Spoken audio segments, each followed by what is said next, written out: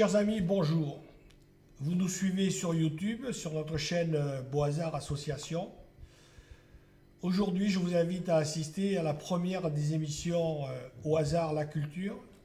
Le but de ces émissions sera d'aller à la rencontre d'artistes, de personnalités qui contribuent à la culture et à l'art localement et dans notre région. Voilà. Aujourd'hui, nous allons à la rencontre de Kevin Castagna et de Éric Doyen. Kevin Castagna, vous êtes auteur, compositeur, interprète. C'est ça. Voilà. Et monsieur Éric Doyen, vous êtes le président de l'école de musique BAM de Castillon-la-Bataille. Alors, est-ce que vous pouvez nous dire 2-3 mots sur l'école? Combien d'élèves, combien de classes? Alors nous avons 6 professeurs avec du piano, du saxo, guitare, violon, de l'éveil musical pour les plus petits. Et nous fonctionnons depuis de nombreuses années. Nous-mêmes, le bureau, avons repris en juin 2016. Et bon, le Covid faisant, nous avons repris tout doucement cette année. On est à 60% de notre capacité, soit à peu près 56 élèves pour cette année. Il faut préciser qu'au bureau, vous êtes bénévole. Alors ça, je précise un petit peu ça parce que ça aura son importance pour la suite. On est tous bénévoles, et nous avons tous un métier à côté. Nous sommes une des rares associations où nous n'avons pas de personnes à la retraite pour s'occuper de l'association. On est tous en activité, ce qui représente une charge de travail assez conséquente. Ok. Alors, je reviens vers vous, Kevin Castagna. Vous êtes, comme je disais, auteur, interprète. Oui. Quel était votre parcours? Bac-2. Une envie très profonde de faire de la musique depuis tout le temps, et puis avoir l'évidence d'en faire son métier un jour, quoi. Donc il n'y a pas de parcours pour ça, il n'y a pas de diplôme, il n'y a rien, il y a juste une grosse envie d'en faire son métier, quoi. Donc quand je dis Bac-2, c'est que j'ai vraiment séché des cours pour faire des répétitions, pour faire des premières émissions de radio, et jouer de la guitare et tout ça. Alors, comme effectivement, on vous suit un petit peu par rapport aux artistes, on m'a dit que vous étiez du côté de Périgueux. Ouais, c'est ça. Que vous aviez. Alors, on m'a dit que éventuellement vous aviez travaillé avec Francis Cabrel et et dans son studio. Alors, les informations sont erronées ou... Non, c'est presque ça. En parallèle, je travaille à Voix du Sud, donc, qui est une association montée par Francis Cabrel. Donc, ça a été monté dans les années 90. Et lui avait monté ça pour venir un peu en aide aux jeunes auteurs-compositeurs à sortir un peu de chez eux, et puis aussi pour se rencontrer, tout ça. Enfin, faire venir un peu, lui, son idée, c'était, au lieu que les artistes montent sur Paris pour se faire connaître, c'était de faire descendre Paris à la campagne et se rencontrer. Et du coup, moi, je suis... alors là-bas, j'ai été stagiaire d'abord, il y a 10 ans. Et puis, j'ai eu la chance de me faire repérer là-bas. Et puis, depuis, Voix du Sud m'accompagne dans ma petite démarche artistique. Et puis ensuite, je suis un formateur aussi là-bas maintenant depuis 5 ans. Donc, c'est-à-dire que je vais faire beaucoup d'interventions. Là, cette fois, ça a été à la BAM, donc autour d'une feuille blanche. Et puis, on écrit une chanson autour de ça parce que nous, c'est ce qu'on sait faire. Mais on va un peu partout avec Voix du Sud faire ça. On va dans des prisons, des hôpitaux, dans des écoles.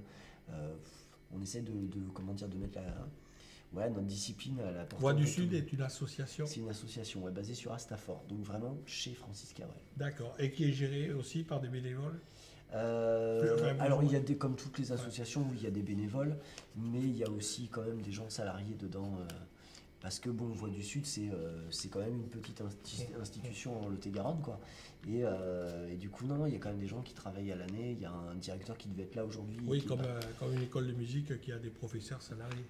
Exactement pareil. Et alors, je reviens vers vous, Éric Doyen. Comment... alors, je sais que vous avez beaucoup de travail aujourd'hui puisque vous avez préparé une soirée avec vos élèves. Et comment on fait pour contacter un artiste? Est-ce que c'est la connaissance ou est-ce que comment C'est le travail de tout le bureau en fait. Là c'est parti de Céline Alibert qui fait partie de notre bureau et qui avait déjà eu vent de cette association et de ce qui était fait. Donc, et comme nous à l'école de musique on est en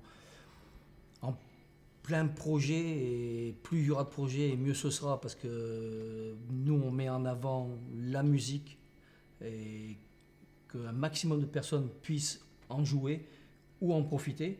Et donc c'est parti de Céline et puis au fur et à mesure on a mis ça au point et on remercie Kevin d'être là parmi nous aujourd'hui. Alors, pourquoi je parle de ça? Parce que Kevin, vous êtes professionnel. Oui. Vous vivez de votre métier. Oui, Voilà. c'est de la chance. Alors je vous dis ça parce qu'il y a plein de musiciens qui sont, on dit amateurs, mais c'est pas pour ça qu'ils jouent moins bien ou Oui. moins bien. Mais à un moment donné, est-ce que on décide un jour de franchir le pas et de dire je veux vivre de mon art? Ouais, oui, je pense que c'est un choix de vie. Hein. C'est pas. Après, je connais des tas de musiciens qui sont très très bons et qui n'en font pas professionnellement, enfin qui se réfugient dans la pédagogie en étant prof de guitare ou de piano ou tout ça. Après, c'est vrai qu'en faire son métier, faire de la scène, tout ça, c'est déjà, faut avoir un peu la niaque. Ça, c'est sûr que pour le faire, faut pas y aller du jour au lendemain s'il n'y a pas vraiment de choses très abouties, quoi. Mais après, moi, je pense qu'il faut toujours écouter son cœur aussi, quoi. Si on sent qu'on est fait pour quelque chose, c'est là où il faut peut-être se donner un peu plus faut se donner les moyens de le faire, d'y arriver, puis réfléchir à tout ce qu'on peut faire autour, quoi. Ça, moi, j'aimerais beaucoup faire que de la scène, mais en parallèle, je fais beaucoup d'ateliers d'écriture.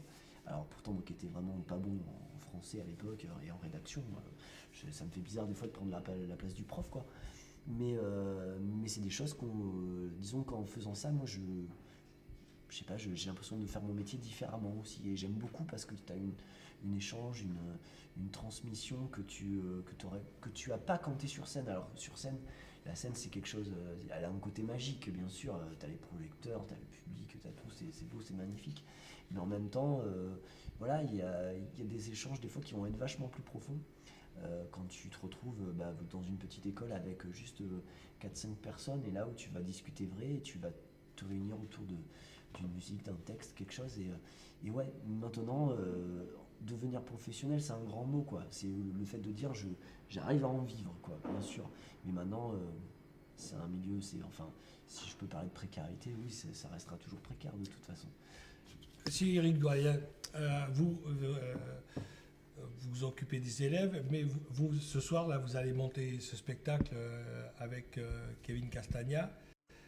Donc, est-ce que il y a sur le plan pédagogique, il y a une volonté d'amener les élèves à rencontrer des professionnels, à pousser plus loin que le simple fait de l'école de musique?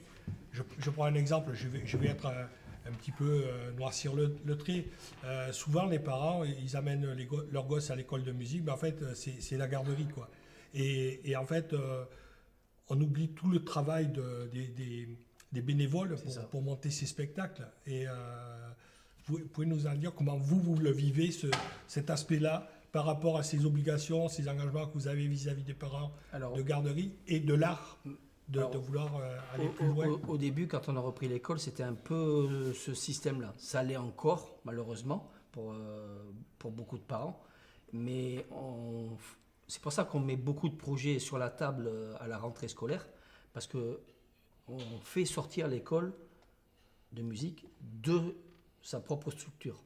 Au mois de mars, nous avons fait un concert piano à l'église Saint-Symphorien de Castillon-la-Bataille.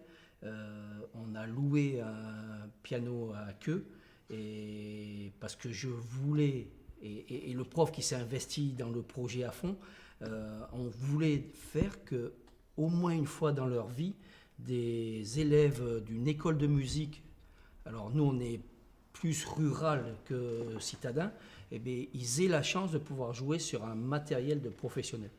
On a rencontré un très gros succès, on a même été nous-mêmes surpris de l'ampleur que ça a pris. Et tous nos projets se basent là-dessus. On ouvre nos élèves à sortir de l'école et de plus en plus. Alors, j'ai assisté à cette soirée que vous parlez, et justement, j'avais trouvé que le niveau était, par rapport je ne veux pas comparer, dire telle ou telle école de musique, mais il y avait un très bon niveau, globalement. On a nous-mêmes été très Voilà. surpris. Il y avait un très bon niveau. Et pour vous, en tant que les professeurs, tout ça, est-ce que vous essayez d'amener les élèves à se frotter à l'art, ce que peut être la découverte de l'art et des sensations qu'on peut ressentir? Alors nous, en tant que bureau, on insuffle beaucoup de projets et après, on fait avec l'aval des professeurs. Parce que nous ne sommes pas musiciens et des fois, on part dans des délires qui sont peut-être extravagants. Mais on apporte nos idées et les profs derrière jouent le jeu et se donnent à fond pour les projets dans lesquels ils se sont engagés. Merci. Kevin, quand vous venez travailler avec des élèves comme ça, c'est un petit peu, je veux dire, de la matière brute. Ah bah ouais. Comment vous essayez de communiquer avec eux? Quels sont les... De la façon la plus simple possible, quoi. J'arrive. Alors au début, tu vois, au tout début, quand j'arrivais sur des projets, bah, tu te mets toujours une petite pression parce que tu te dis, bah, finalement, ouais, je suis artiste, donc il faut pas que je déçoive et tout. T'as quand même une pression et à chaque fois, d'ailleurs, c'est la même. Mais maintenant, avec un peu d'expérience, j'arrive de plus en plus détendu, ne serait-ce que pour briser la glace. Tu vois, et je pense que. Parce que. En fait, quand tu te. Je sais, avec des discussions comme ça, les gamins, ou même d'autres personnes, ou des personnes âgées, n'importe. Tout le monde est un peu flippé de ce qu'on peut. De la feuille blanche. Tu vois, puis c'est vrai qu'elle fait peur cette feuille blanche. Qu'est-ce qu'on va mettre dessus? Qu'est-ce qu'on peut faire avec ça? Et du coup. Bah, tu vois, ça va partir de discussions. Alors moi, je commence toujours l'atelier par ce qu'on appelle un petit module chanson, où tu expliques vite fait les grandes lignes d'une chanson, le couplet, le refrain, le titre, le truc. Et puis partant de là, tu vois, après, bah, moi, je vais chercher les gamins en disant qu'est-ce que vous voulez parler de quoi, en fait. Quel thème vous voulez prendre. Moi, j'impose rien. J'aime pas qu'on m'impose des choses, donc je vois pas pourquoi j'en imposerais. Et du coup, ce que j'aime bien, c'est quand, voilà, cette matière brute dont tu parles, c'est ça, quoi. Là, on va te dire, là, on a eu le thème, c'était les regrets. Bon, ben ok, maintenant qu'on a les regrets, comment on lui tourne autour, quoi. Comment on l'apprivoise ce thème, qu'est-ce qu'on va en dire, et puis de discussion en discussion, chacun donne son avis, et puis ce qui est bien, c'est que chacun s'écoute aussi, et ça sert aussi à ça. C'est que écrire une chanson à plusieurs mains, c'est pas quelque chose de courant non plus, quoi. Castagna, en occitan, c'est la châtaigne. Ouais, bah ouais. Et j'ai vu qu'il y avait Castagna avec le K. Ouais. C'est pour... c'est voulu, ça. C'est voulu. Alors Ouais. voilà. Alors, tu voulais l'explication. mais aussi, c'est la castagne, c'est aussi le coup de poing. Ouais. Et Marius Autran disait, est plus sérieux quand il écrit à propos de l'expression ça va castagner. Voilà, c'est de l'argot, c'est de l'argot français qui n'est pas spécifiquement occitan. Mais alors je vous dis ça parce qu'après je vous dirai autre chose par rapport à ça. Donc la castagne c'est en occitan et le cas, alors j'ai dit tiens le cas c'est peut-être pour marquer le coup. Eh ben non, mais pas du tout. Mais pas du tout. C'était pas pour marquer le coup. C'est que moi quand j'ai commencé il y a un petit moment maintenant, j'ai commencé avec Kevin. Tu vois parce que mon prénom c'est Kevin Castagna. Ouais. Enfin voilà. Et puis, donc c'était bien, moi, parce que je voulais être nature peinture, je voulais pas de pseudo, je me disais non, Kevin c'est moi, je vais pas m'appeler Kevin Bruel, tu vois, enfin. Et du coup, Kevin, bon, c'était bien, et puis un jour, tu vois, il y a un mec, j'entends un mec qui voit une de mes affiches et qui dit, j'irai jamais voir Kevin en concert, moi. Tu vois, c'est le nom qui fait un peu américain. Et en même temps, je me dis, mais ouais, mais il a raison, même moi, j'irai pas voir un mec qui s'appelle Kevin en concert, quoi. Et du coup, je me suis dit, bah tiens, ça va être Kevin Castagna, du coup, peut-être ce sera bien, quoi. Donc, je sors un deuxième album sous le nom de Kevin Castagna. Et puis, voilà, il y a toujours ce Kevin qui est là. Et bon, tu sais, on n'était pas... bon, j'ai rien contre mon prénom, mais c'est vrai que des fois, tu le subis un peu. Et puis un jour, j'ai un pote graphiste avec qui je travaille qui me dit, mais tu sais, Castagna, ça sonne quand même, quoi. Et je dis oui, après, je sais pas, moi, je me rends pas compte, tu vois. Et donc, l'idée a mûri. Et puis, un jour, je me suis dit, bah, finalement, pourquoi pas virer le C de Castagna et mettre le K de Kevin. et en faire un Castagna. Ça n'a rien à voir avec le fait de vouloir dire, Alors, je suis de pas- mettre l'accent alors, sur. je suis pas un si on castagneur. fait une association d'idées entre la castagne C'est une contraction et le coup de poing de. Non, pas. voilà, C'est une contraction de mon voilà. prénom et de mon nom. de Voilà, famille. donc ça n'a rien à voir. Parce que Mais justement. Castagna veut bien dire Voilà. châtaigne, même en italien. Ouais. Alors, parce que justement, j'avais trouvé un truc qui vous définissait que Kevin Castagna est un artiste qui dédie ses chansons aux utopistes et aux rêveurs parce que le rêve est beau. Oui.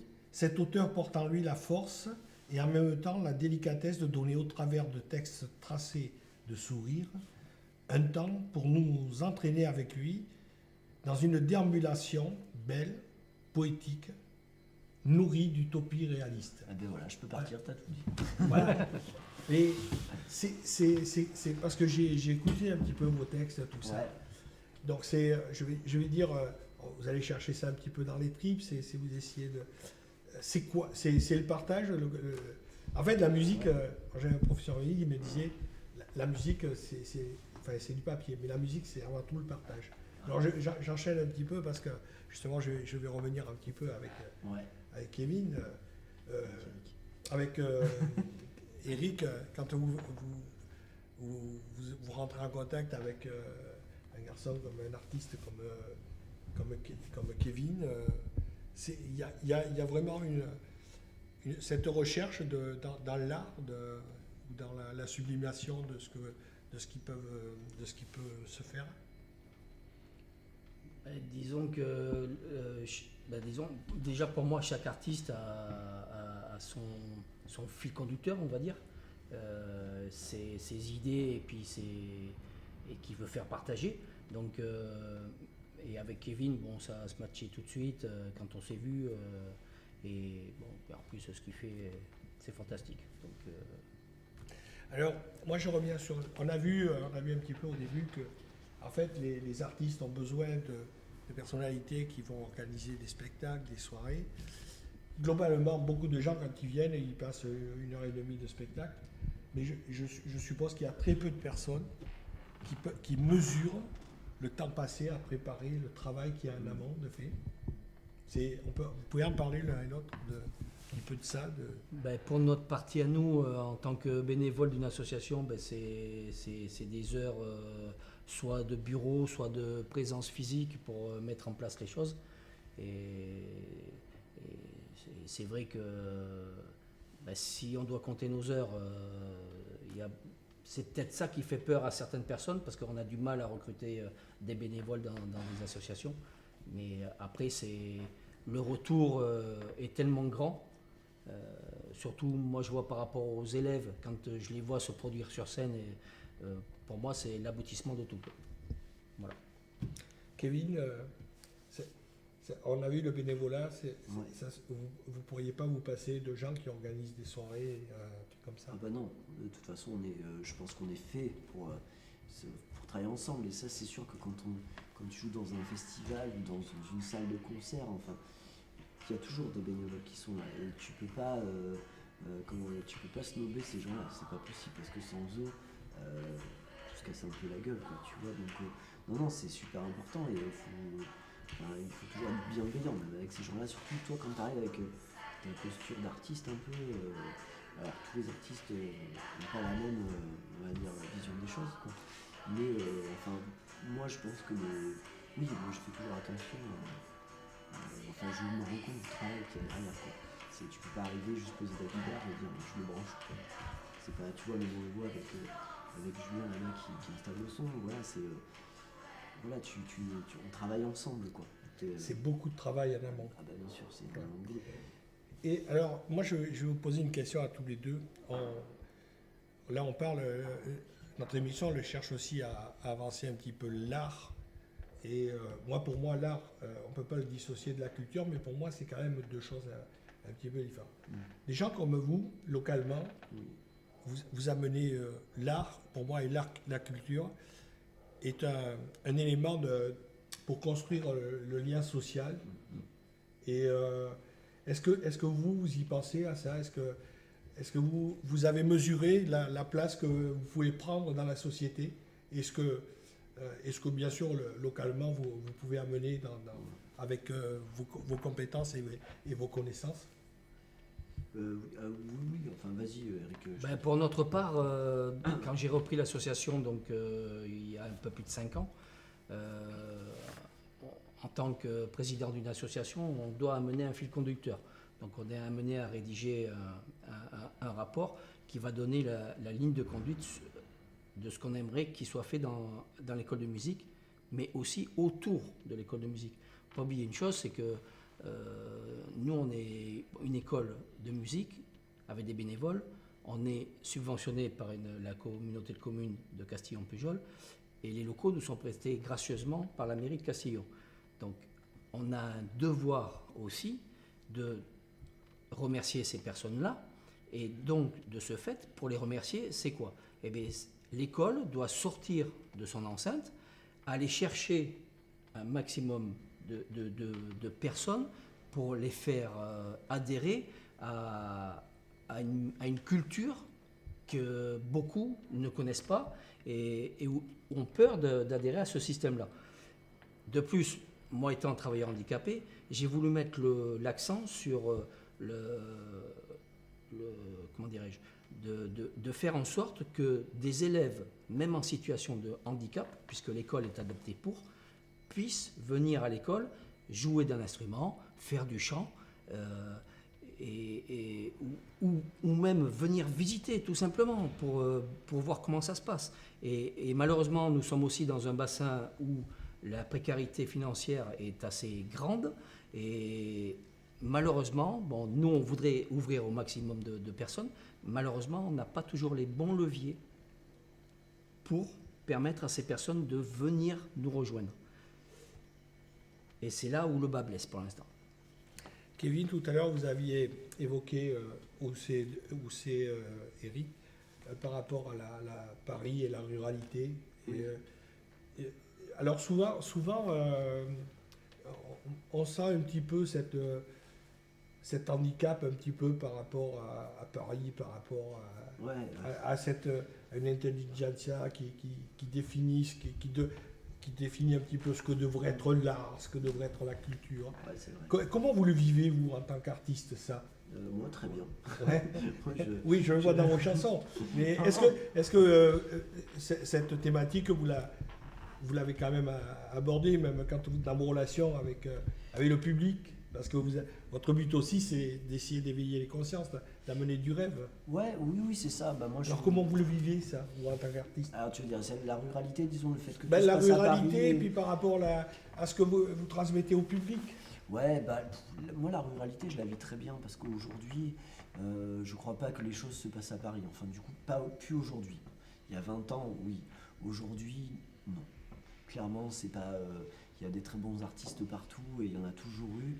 Et moi, je trouve ça bien qu'aujourd'hui, t'aies des mecs qui viennent du Pays Basque, qui viennent des Landes, qui viennent enfin un peu partout, tu vois. Et après, effectivement, sur scène, bah, de toute façon, tu essaies de transmettre la même chose, que tu sois ici ou ailleurs.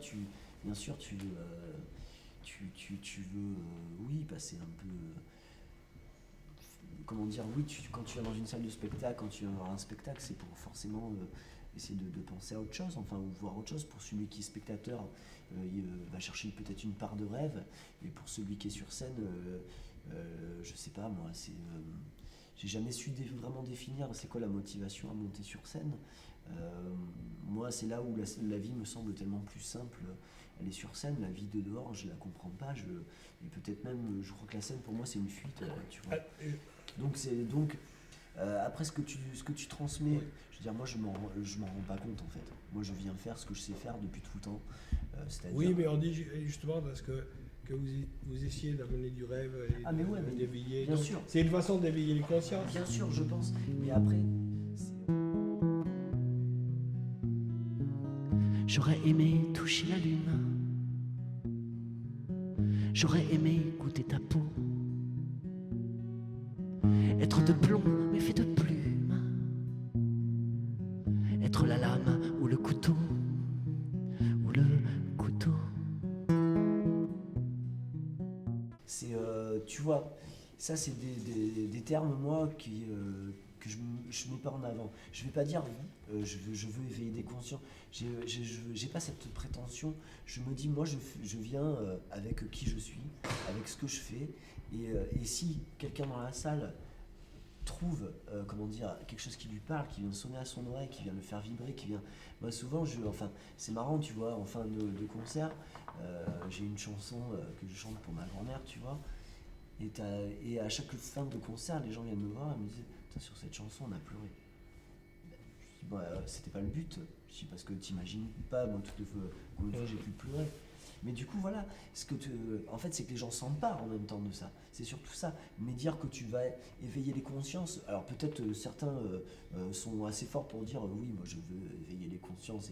Ok, effectivement, quand t'écris, moi ce que j'aime bien, effectivement là, c'est peut-être plus que de faire éveiller une conscience, c'est vas-y, réfléchis à ce qu'on peut dire, réfléchis à ce qu'on peut faire. Qu'est-ce qu'on peut faire avec une matière, un diamant brut. À toutes celles qui nous regardent de là-haut, à toutes celles qui veillent sur nous. Pour ma part, je dédicace cette petite chanson à ma grand-mère.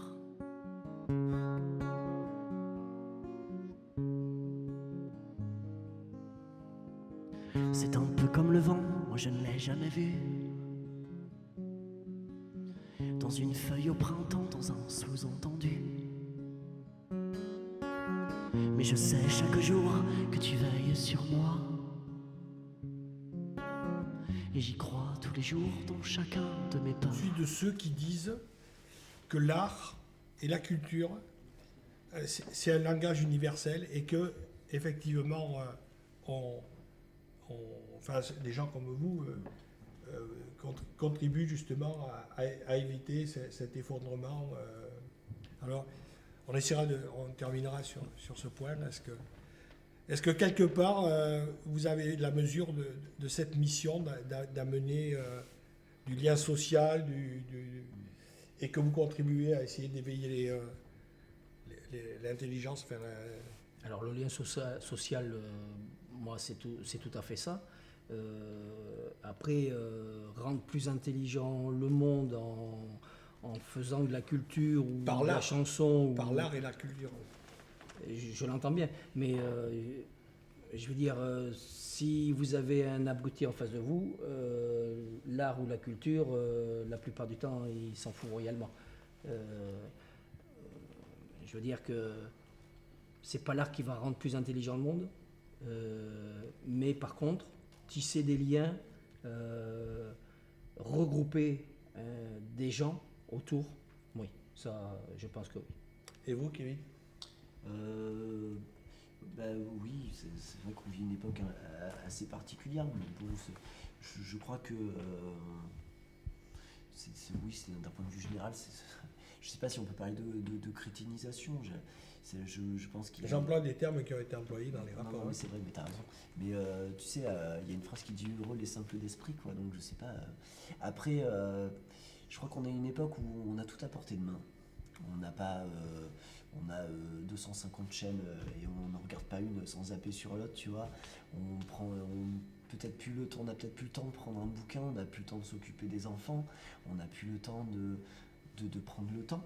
Et du coup, est-ce que ça impacte pas les générations qui arrivent et que tout d'un coup, je sais pas, moi tu vois, quand je vais dans des écoles, je vois bien que des fois le niveau, voilà, il est pas au summum. Moi, j'ai jamais eu un niveau au summum, donc tu vois, je peux pas leur en vouloir à ces gamins.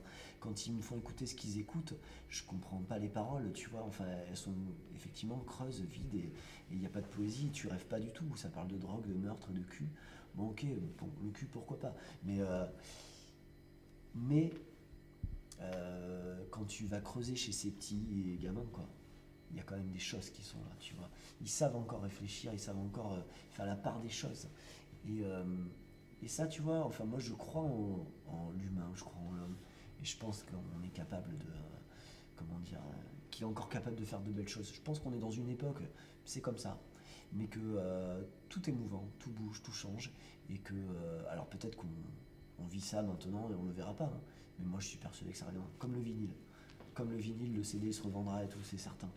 Mais pour l'instant, voilà, tant qu'on aura 250 chaînes, ça ira pas, c'est sûr. Donc, en gros, vous continuez à croire en l'humain. Oui, mais il faut. Oui, il sinon, faut. sinon, tu fais plus rien. Sinon, tu restes chez toi, tu t'achètes Netflix et puis tu fais comme tout le monde, quoi. Non, il faut croire en l'humain, il faut faire des choses. Il faut qu'il y ait un perchiste qui vienne tenir la perche par passion. Il faut qu'il y ait un caméraman. Tu vois, c'est des gens qui viennent faire des interviews comme ça. S'il n'y a que comme ça que le monde il va avancer. Si on fait pas ça, on fera plus rien. Donc, non, je pense que c'est pas mort, quoi. Voilà, alors c'est le but de cette émission et des prochaines, au hasard la culture. Donc peut-être qu'on se retrouvera, peut-être qu'on viendra Peut-être vous qu'on voir se retrouvera. dans votre studio.